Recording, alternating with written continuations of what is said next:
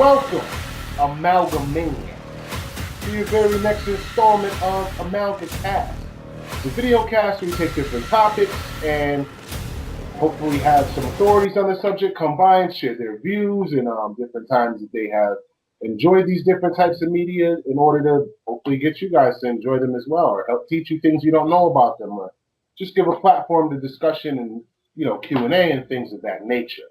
My guests I have in the building with me, Taryn Barber, Madam President Taryn Barber, Steve Van Sampson, and Jason Duncan. I'm going to allow you guys to all introduce yourselves, starting with Steve Van Sampson, and then Taryn, and then Jason. I'm Steve Van Sampson, horror author, podcaster, heavy metal singer, man of many talents, none of which are all that good. But hey, I do a lot of stuff, what can I say? No, I wrote The Bone Eater King and Marrow Dust, both of which are vampire books, so they invited me on the cast. What can I say? I like vampires, I like horror, I like monsters, and I like my vampires better when they're scary and they don't sparkle. Taryn, over to you. I am Taryn Barber. I'm the president of Amalga-Mania. I read a lot of books, which is why I think I was invited to this cast. And I feel like I have to list talents now because of Steve. I do hair, I do nails, I do makeup, and I'm an English teacher. Jason, over to you. My name is Jason Duncan. Used to read a lot, voracious consumer of any media that has to do with vampires, and I will also agree with Steve's statement. I prefer my vampires to be scary. However, I still consume as much as I can of the newer stuff, but I miss when vampires were the villain, but just automatically by nature, and I prefer them to be scary. I'm your host, boy wonderful Ian Wallace, and I'm the host, and that's about as far as my expertise on the subject goes. I happen to also love vampires too, and all fantasy characters, so that's my spiel. And I guess we'll get right into the first question. What was your first exposure to vampires in what type of media, and what was your first impression of them? We'll start with Jason Duncan. So probably movies, old 80s and 90s horror flicks, where everything was cheesy, bad special effects, but they were good movies. And the vampires were always the bad guys. Sometimes they were weird, blends where you weren't really sure if they were vampires because they didn't call them vampires, and they were different, explanations for them. I also missed before science had to have an explanation that was completely plausible for everything, and there could just be vampires, and it didn't have to have something that everyone could not even be able to suspend their disbelief anymore because they just had to have something that they could believe. And probably my favorite iteration of that genre would be The Lost Boys. I really liked The Lost Boys. I thought, in fact, I'll put that in my top 3 vampire movies, if not just any vampire media of all time. I was a huge fan of that movie, but it does not date well. It didn't age well. So if you go back and you watch it now, I don't even know whether or not a new person that didn't love it then would even enjoy it now. But that was my beginning of vampires when I was young. If they're a Husky enthusiast, they'll still like The Lost Boys. Nanook, man. Okay, Madam Taryn Barber, over to you.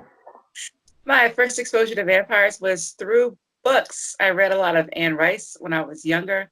And I read Dracula when I was younger, and that was the first exposure to vampires back when they were.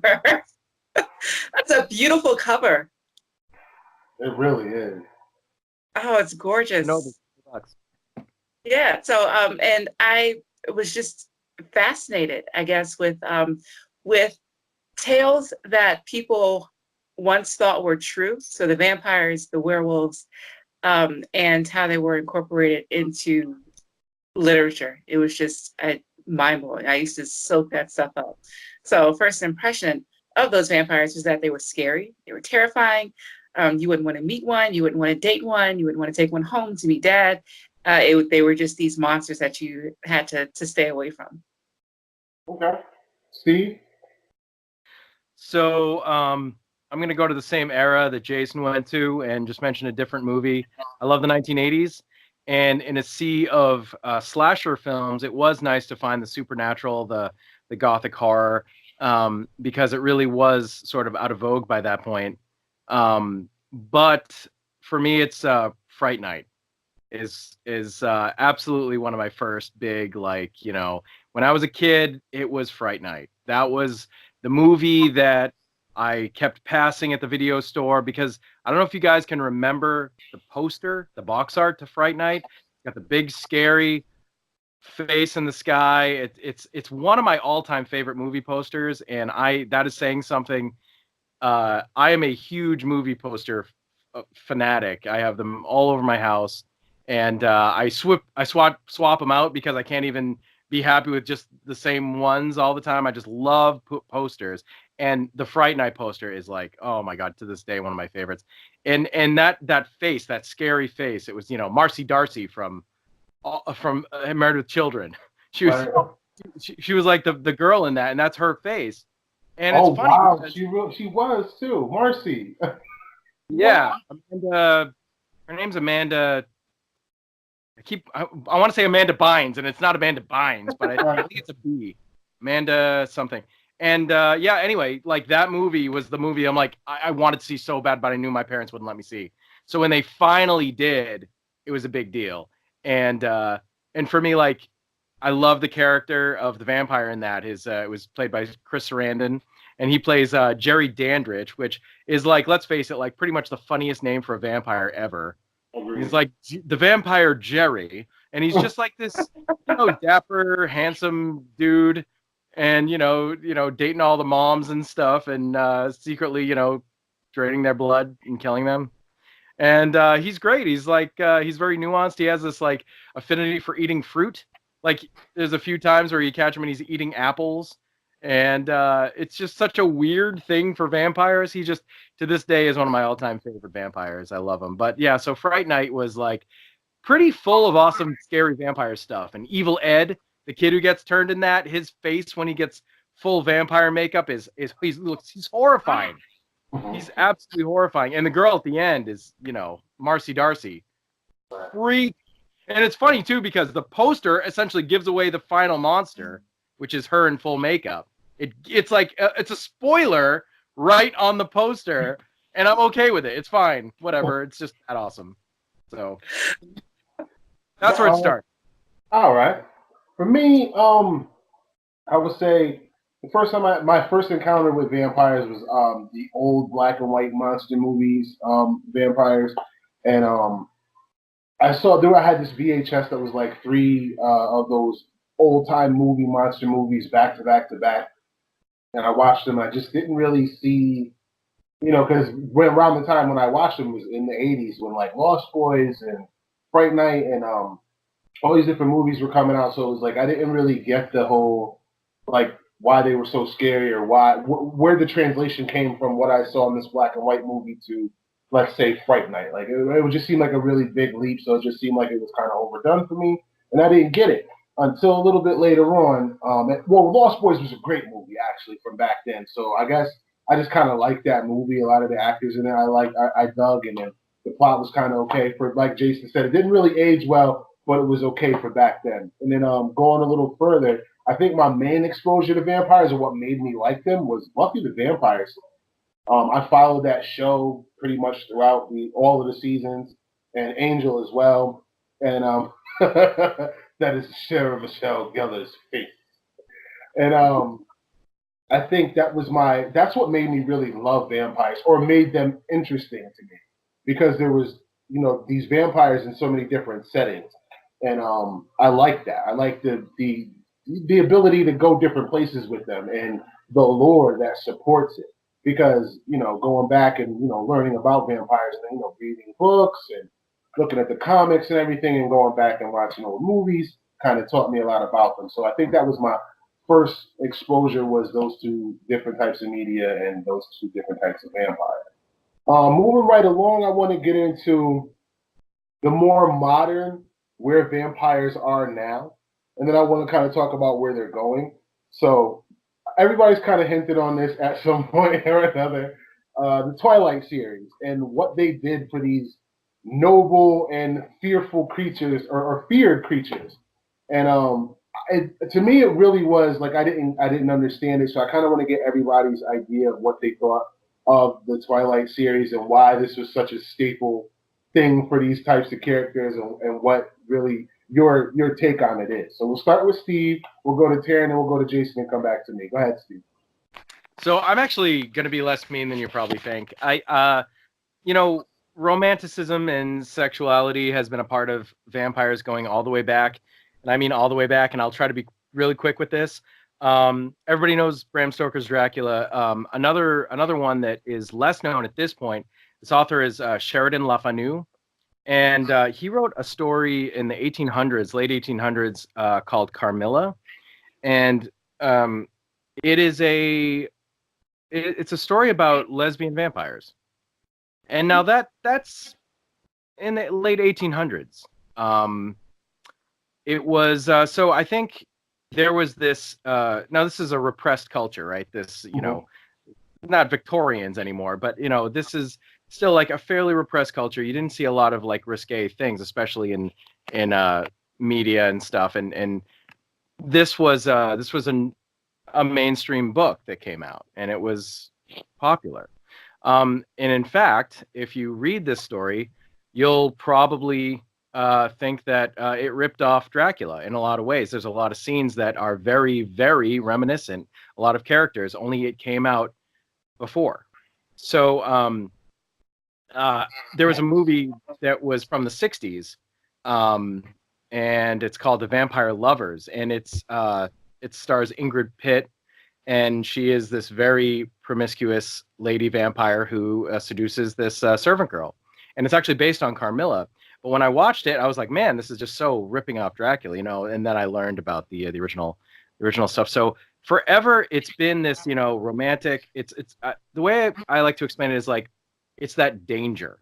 It's that like, that sexual rush, that danger element that excites and stuff like that. And so there always has been this this intimacy with vampires, because if they're drawn like people and they bite you on the neck, then it is like, and everybody's heard of like the vampire kiss, or it's like it's almost like this lover's embrace and stuff. So for Stephenie Meyer to do what she did is fine. I mean, it's not for me. I'm not the target audience, so I wasn't gonna like it anyway. I mean, like, Garth Brooks can come out with the best Garth Brooks album ever, but I'm gonna hate it anyway. It's not for me. I'm not a fan of country music, so it's stupid for me to say it sucks, so it's fine, but I do think that it did color vampires for quite a time, and I do think that the people who hate it really were like, okay, now I'm down on all vampires. They're all stupid. So for me, like, it was I loved, around that time period, I loved 30 Days of Night, and that Really was about that same time. But I think there were contemporaries when that came out. I can't remember the year that came out, but that movie was like, okay, fuck it, we're gonna do the messiest, scariest, most ridiculous out there vampire story, and they also put it in a setting that you don't usually see vampires, which I'm a huge fan of because my books are set in Africa. So I love when you take something that's familiar and you put it in a setting you don't typically see them in, and see what happens. Vampires in Alaska? It's amazing. What a great idea. It really was. So I don't know. For me, that was like the kick in the pants to the Twilight movies and the phenomena that was around at the time. But I can't say it sucks. It's fine. It's just not for me. And for the fans who love it, all the power to them. They're reading vampire stuff. They're watching vampire movies and werewolf movies. It's just not my particular taste. Okay. Taryn? Leave it at that. All right. I am not totally against the romanticization of vampires. Something Steve said had me thinking about Interview with the Vampire, and you have Tom Cruise and Brad Pitt playing the vampires. So you have these two really handsome men, and then you had mentioned Steve Rudolph Valentino, who was also a handsome portrayal of the vampire. Twilight. I tried to read the books, and they were too poorly written for me to read. I got maybe 5 pages in, and I just said no. And the movies, I don't know. Like Steve said, just not for me. My mom loves them. She's seen them all. So the only parts of the Twilight movies I have seen has been from when I'm visiting my mom and she's watching them, and she used to watch them repeatedly. But God damn it, Mom. I know. My favorite, probably, I guess, romantic type vampires actually comes from True Blood, which predates Twilight, both the books and the cinematic or TV portrayals, because you have Eric Northman, who was just hot, and then you had who not as handsome as Eric, but he was still supposed to be like this Southern gentleman. I Get think up for lack of handsome with tallness. Those goddamn Skarsgårds. It's like, come on, can we have some height? Can you pass it around? I'm only 5'9". Like I could take like 3 inches or something. You'll still be like 6'5". Guys. Eric North. Eric was amazing, and I read those books too. The books that True Blood is based off of. I think what's more interesting, or what is interesting about the romanticization of vampires, is that you have these vampires who are seeking love or a relationship, because it wasn't just about the sex, but they are immortal. So they knew that the person that they fell in love with, they chose to be with, was going to die, but yet they still sought it anyway. And it seemed like they were just condemning themselves to an eternity of pain, of continuously losing someone that they loved over and over and over again. And I couldn't understand the motivation behind that, or the opposite. If you're a human and you're in love with a vampire, and you're going to grow old while this person stays young and beautiful forever. I think it makes you face your mortality in a kind of way that we wouldn't normally. So I find that, I think, most interesting about the romantic portrayal of vampires, such as in Twilight, I guess, even though honestly, just not a fan, couldn't get into it. Nothing against people who do like it. It's just, like Steve said, not for me. Jason? So I also am not going to bash Twilight as much as probably would be expected, but for different reasons. I'm not going to bash Twilight because I don't think it started with Twilight. I think Twilight is just where it wound up, and it's the pop culture version of the candy-coated vampire. I actually, even though I really enjoyed most of the books, I lay it at the feet of Anne Rice. I think that Lestat was the beautiful, good guy, overly sexualized vampire, and because he was not just running around murdering everybody, he really brought into pop culture, even though it was mostly books, the non-villainous vampire, and it's before Twilight. That being said, I agree with what's already been talked about, that vampires have always been, at least in Western culture, a sexualized creature, and that it's all code for sexuality, draining your energy, whether or not it's through bodily fluids or just energy. Now, that's mostly in Western cultures. There's some Asian vampire myths, like the one, I don't even remember their names because I can't pronounce them anyway, but the one with the floating head and some others. They're not as sexualized, but they are still draining of energy. So in a way, vampires are really just an undead version of an incubus, something that comes around usually at night and drains your energy. And that being said, I think that the thing that I miss the most about villainous vampires is the undead nature. I think that the reason that we no longer villainize the vampires is because, as was mentioned, it's not as repressed of a society anymore. now that we're more secular and not as orthodox Christian of a society as a whole, it's okay for your audience and therefore the villain to be sexualized. So if sex is no longer the villain, then you can have a sexual creature not be the villain as well. So that's what Twilight got really really weird about, is that she was all about trying to code sexuality into it, but the bad guy wasn't really the bad guy. He was there to protect the teenager, and her being a minor made it even more weird because the dude's centuries old and she's not even out of high school. Like, nobody even wanted to talk about that, but that's even weirder than the fact that he was supposed to be undead and it was all coded for sex. But yeah, I miss bad guy vampires, but it's always been, at least in Western culture, it's always been code for sex, or at least some kind of sexual energy. Okay. I'm actually learning a lot here about the sexuality and vampires and what the relationship is between those two things. I never got that. I never. Well, straight up, another element that we haven't mentioned is there is the literal act of penetration, which is The biting. 100% a big part of it. Okay. Teeth. Like I said, I completely. I don't know if I just was like sleep at the wheel for that one, or maybe I just wasn't as observant as everyone else was. But I completely missed that. I look at them as I wouldn't say villains. I would say demons or supernatural beings that were obviously from not the good side but the bad side, if there is such a thing in the supernatural. Um, I guess that was my take on them always. And honestly, I love the Twilight movies.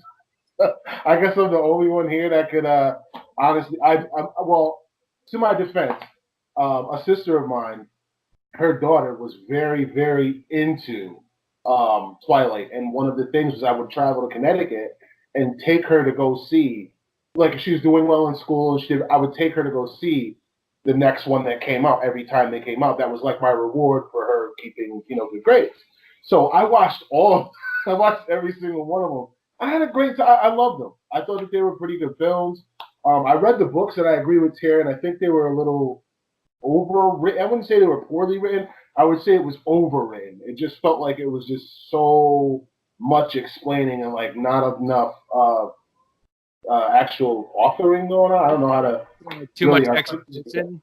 Yeah, it was like way That too we'd much say. explanation. Like I don't need to know every single thing about. He's a vampire. Like he should be doing vampire stuff, or even if he's a good vampire, he should be doing good vampire stuff because we've had instances where some vampires were good. Angel completely blew my mind on the concept of vampires, period, and was is one of my favorite characters in pop culture, period, throughout time. I love what he stands for. I love um, his whole arc in Buffy, and then his having his own show, and pretty much he stood for redemption. He was like redemption personified, and I thought that was a really cool. But he was still a vampire. Like he still killed things and fought and fed and did all the things vampires did. Moving along, I wanted to kind of talk about where are vampires now? Where are they now? What are some of the more fresher, newer media that you would point to for those vampire fanatics? Is it books? Is it comics? Is it movies? Where do you go for your vampire fix after the Twilight debacle? We'll start with Steve Van Sampson, and we'll go to Jason, and we'll go to Terry. Well, I mean, I think right now what you want to do is you want to go on Amazon right now and you want to look up this book, The Bone Eater King by this guy, Steve Van Sampson. Sounds like an idea. Yeah, you're going to get a really original take on vampires, and you're going to have yourself a good time. And if you like it, you can read the sequel, which is called Marrow Dust. And they're very now. I mean, the kids love this one. Let me tell you, the kids love this one. It's for the kids.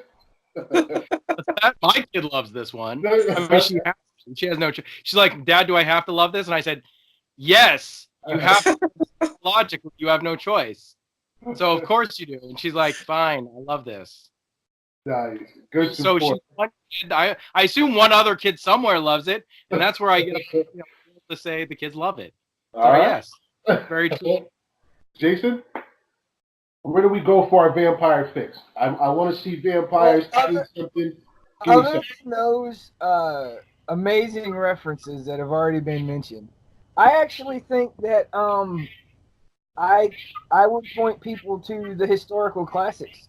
Like read some of the actual mythology and folklore about vampires, and then let that educate whatever direction you're going to go. Like because I don't like my vampires to be from a virus or different. Like I love the Underworld series just because I think they're good. You know, they're fun movies to watch. But I don't need my vampires to be a separate species or whatnot. So because of that, I in fact my favorite vampire stuff right now is still Blade. You know, it's still a comic book. Because the vampires are still the bad guys, and he's a Dampier. He's a half vampire that's going around as the Daywalker and trying to kill vampires instead of like seduce teenage girls in high school. I would point people to actual folklore, and then let that knowledge point you in a direction. But for me personally, it's a comic book. It's Blade right now. Taryn? All right, The Passage by Justin Cronin. It's a series of books. It's a 3-part series, and as a brief synopsis, there are vampires in this book, but they're not the classical vampire. They exist because of an infection. So Jason would probably hate it because there is an explanation given, but they're in this laboratory, and essentially they figure out how to get out, and they destroy civilization. They have a way of communicating through their minds. They have this hive mind, and they are monsters. So they're not romanticized in any sense. The disease that they have causes their hair to fall out, and they're hunched over, and they have fangs, and they have these like glowing red eyes. They look like monsters, and they run around killing people. They are nocturnal. So to me, it's a mix of the modern day iteration of the vampire and the classical monster. And the book centers around, it juxtaposes how these creatures were created, or how these people were kept in this lab, with a group of people who in the future are trying to survive. They have this compound, and they're essentially trying to protect the last of humanity, or what they think is the last of humanity, against these creatures. But it is an absolutely amazing, amazing series. It has a TV show out now, which I haven't seen yet. I've heard from some people who love it, but the books are fantastic. And I do want to say I can't wait to read Steve's books. So not to take anything away from that, I really am looking forward to reading The Bone Eater King. Like I can't wait. It's in my Amazon wish list and everything. So yeah, I went and added it to mine as well. The Modern Vampire, read The Passage. Thank you all for joining us on this installment of Amalga-Cast. Please stay tuned. We're going to have many, many more opportunities for you to get to meet many more of our guests and have different topics for you guys to listen to and to mull over and to discuss. Please use your thumbs, leave any kind of questions or comments or concerns or anything you might want to have, your own vampire lore. Leave in the comments, and we look forward to having you all. Thank you all for joining us, and we'll see you on the next cast.